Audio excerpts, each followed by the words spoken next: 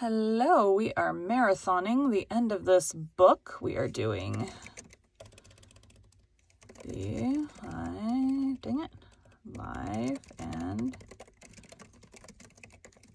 0301. We're into part 3. That is not what I meant to click on. I'm not entirely sure I named that right one right. No, I did. Okay.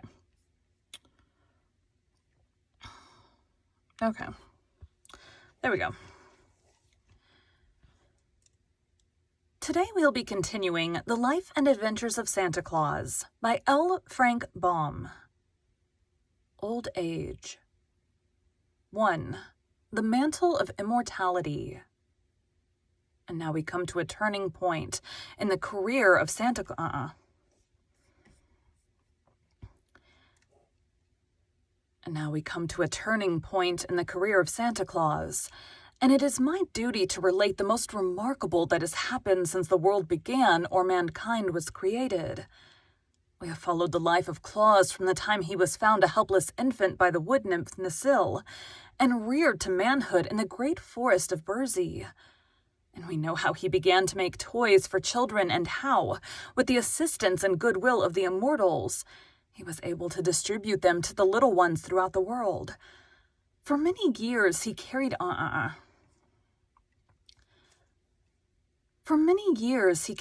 this noble work. For the simple, hard-working life he led gave him perfect health and strength. And doubtless a man can live longer in the beautiful Laughing Valley, where there are no cares and everything is peaceful and merry, than in any other part of the world. But when many years had rolled away, Santa Claus grew old. The long beard of golden brown that once covered his cheeks and chin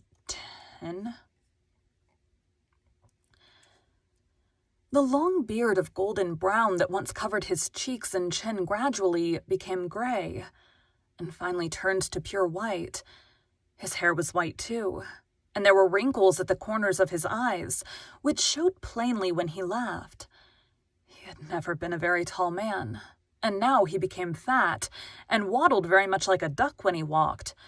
But in spite of these things, he remained as lively as ever, and was just as jolly and gay, and his kind eyes sparkled as brightly as they did that first day when he came to the Laughing Valley. Yet a time is sure to come when every mortal who has grown old and lived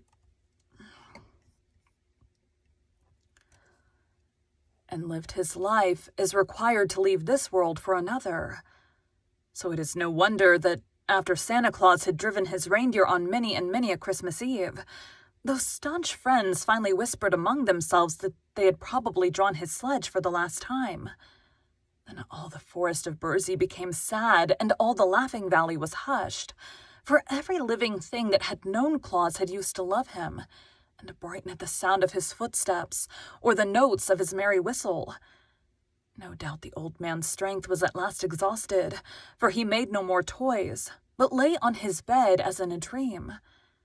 The nymph Necile, she who had reared him and been his foster mother, was still youthful and strong and beautiful, and it seemed to her but a short time since this aged, gray-bearded man had lain in her arms and smiled on her with his innocent baby lips.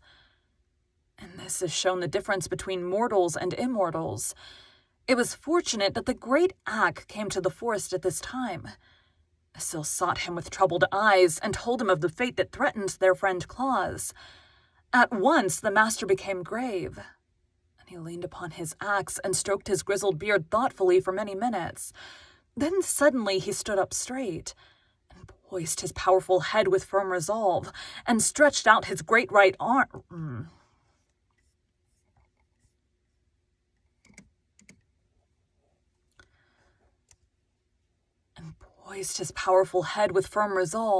And stretched out his great right arm as if determined on doing some mighty deed.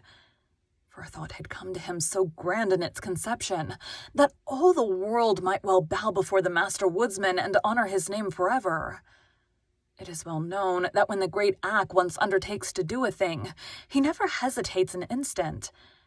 Now he summoned his fleetest messengers and sent them in a flash to many parts of the earth, and when they were gone, he turned to the anxious Necile and comforted her, saying,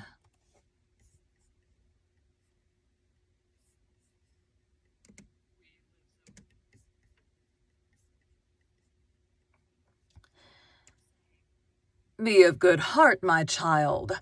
Our friend still lives. And now run to your queen and tell her that I have summoned a council of all the immortals of the world to meet with me here in Burzee this night. If they obey and hearken unto my words, Claus will drive his reindeer for countless ages yet to come."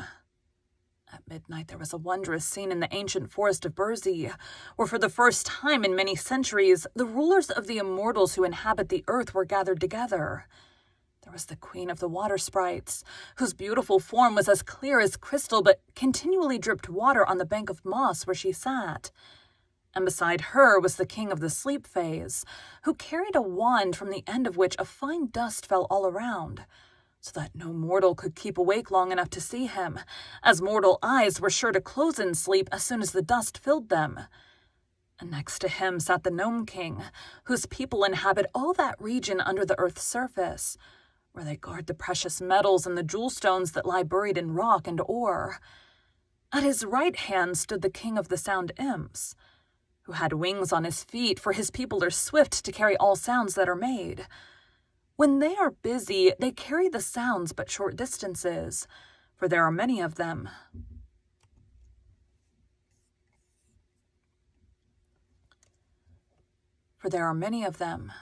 But sometimes they speed with the sounds to places miles and miles away from where they are made. The king of the sound imps had an anxious and careworn face, for most people have no consideration for his imps, and especially the boys and girls, make a great many unnecessary sounds which the imps are obliged to carry when they might be better employed.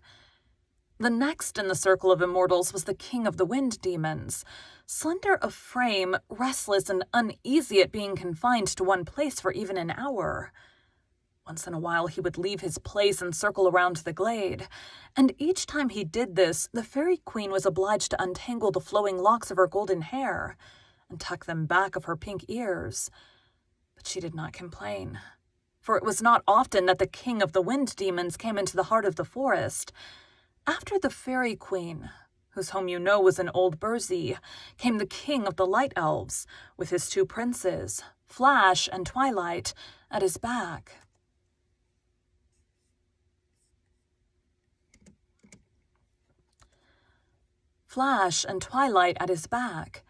He never went anywhere without his princes, for they were so mischievous that he dared not let them wander alone. Prince Flash bore a lightning bolt in his right hand, and a horn of gunpowder in his left, and his bright eyes roved constantly around as if he longed to use his blinding flashes. Prince Twilight held a great snuffer in one hand and a big black cloak in the other, and it is well known that unless Twilight is carefully watched, the snuffers or the cloak will throw everything into darkness, and darkness is the greatest enemy of the king of the light elves.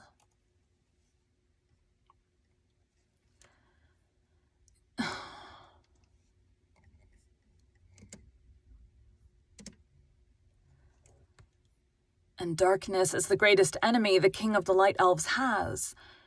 In addition to the immortals I have named were the king of the Nooks, who had come from his home in the jungles of India, and the king of the Reals, who lived among the gay flowers and luscious fruits of Valencia. Sweet Queen Zerlin of the wood nymphs completed the circle of immortals. But in the center of the circle sat three others who possessed powers so great that all the kings and queens showed them reverence. These were Ak, the master woodsman of the world, who rules the forests and the orchards and the groves, and Kern, the master husbandman,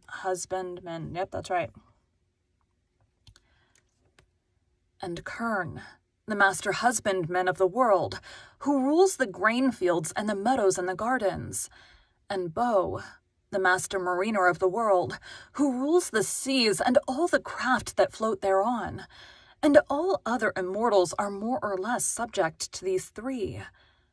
When all had assembled, the master woodsman of the world stood up to address them, since he himself had summoned them to the council.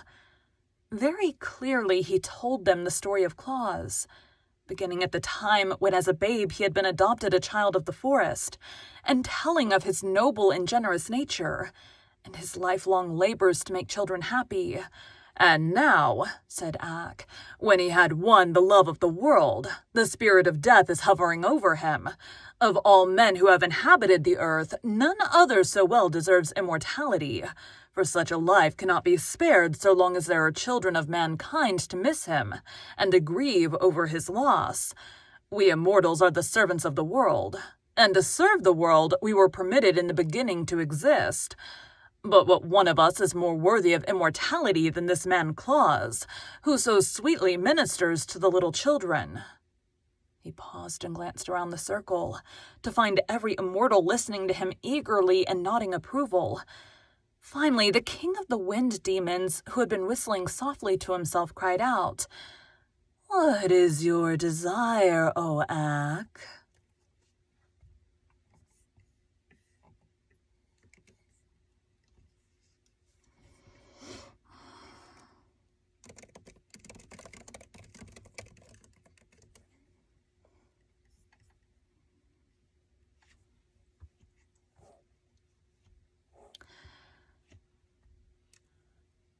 "To bestow upon Claus the mantle of immortality," said Ak boldly.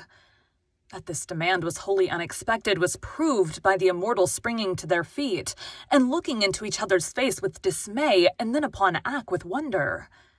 For it was a grave matter, this parting with the mantle of immortality. The queen of the water sprites spoke in her low, clear voice, and the words sounded like raindrops splashing upon a window pane. "In all the world there is but one mantle of immortality," she said.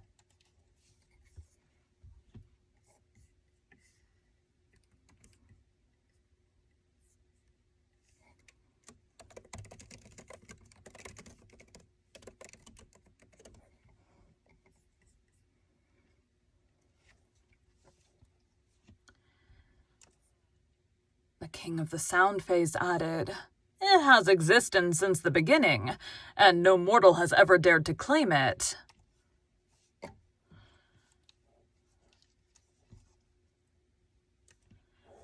And the master mariner of the world arose and stretched his limbs, saying, "Only by the vote of every immortal can it be bestowed upon a mortal." "I know all this," answered Ak quietly. Oh, crap. What just happened? "I know all this," answered Ak quietly, "but the mantle exists, and if it was created, as you say, in the beginning, it was because the Supreme Master knew that someday it would be required. Until now, no mortal has deserved it. But who among you dares deny that the good Claus deserves it? Will you not all vote to bestow it upon him?" They were silent, still looking upon one another questioningly. "Of what use is the mantle of immortality unless it is worn?" demanded Ak. "What will it profit any one of us to allow it to remain in its lonely shrine for all time to come?"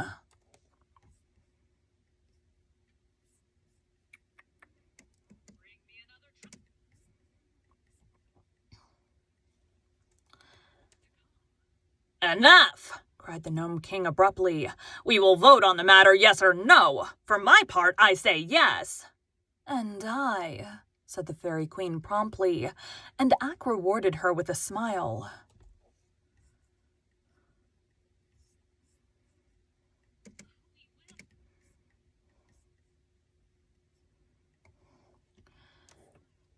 "My people in Burzee tell me they have learned to love him. Therefore, I vote to give Claus the mantle," said the King of the Reals.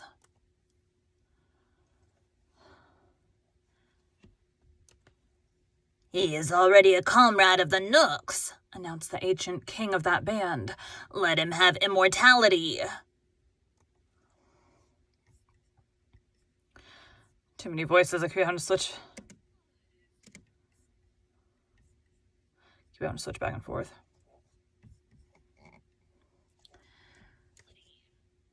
"Let him have it. Let him have it," sighed the king of the wind demons.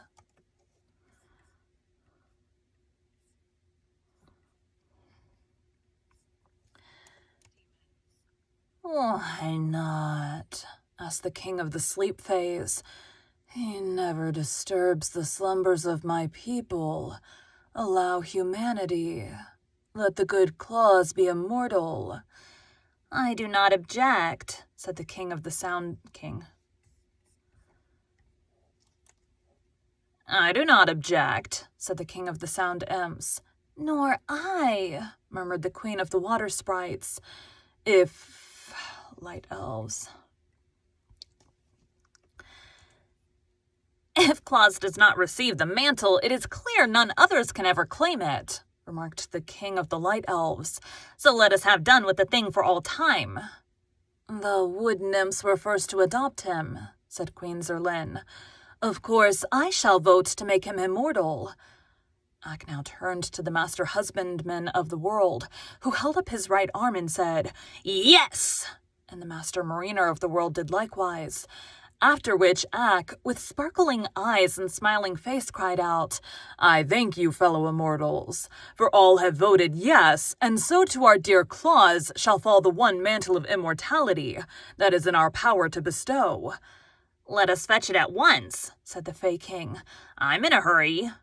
They bowed assent, and instantly the forest glade was deserted. But in a place midway between the earth and the sky was suspended a gleaming crypt of gold and platinum, aglow with soft lights shed from the facets of countless gems. Within a high dome hung the precious mantle of immortality, and each immortal placed a hand on the hem of the splendid robe and said, as with one voice, We bestow this mantle upon Claus, who is called the patron saint of children. At this the mantle came away from its lofty crypt, and they carried it to the house in the Laughing Valley. The spirit of death was crouching very near to the bedside of Claus, and as the immortals approached, she sprang up and motioned them back with an angry gesture. But when her eyes fell upon the mantle...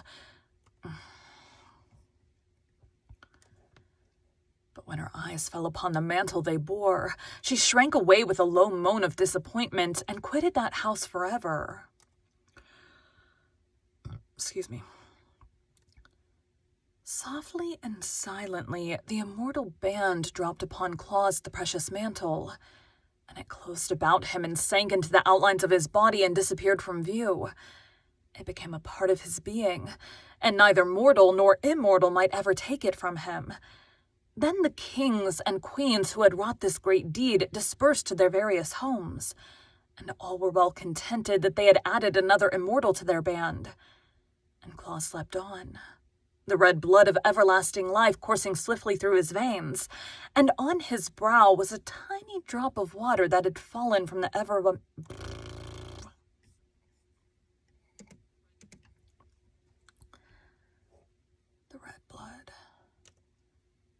The red blood of everlasting life coursing swiftly through his veins, and on his brow was a tiny drop of water that had fallen from the ever-melting gown of the Queen of the Water Sprites, and over his lips hovered a tender kiss that had been left by the sweet nymph Nasil.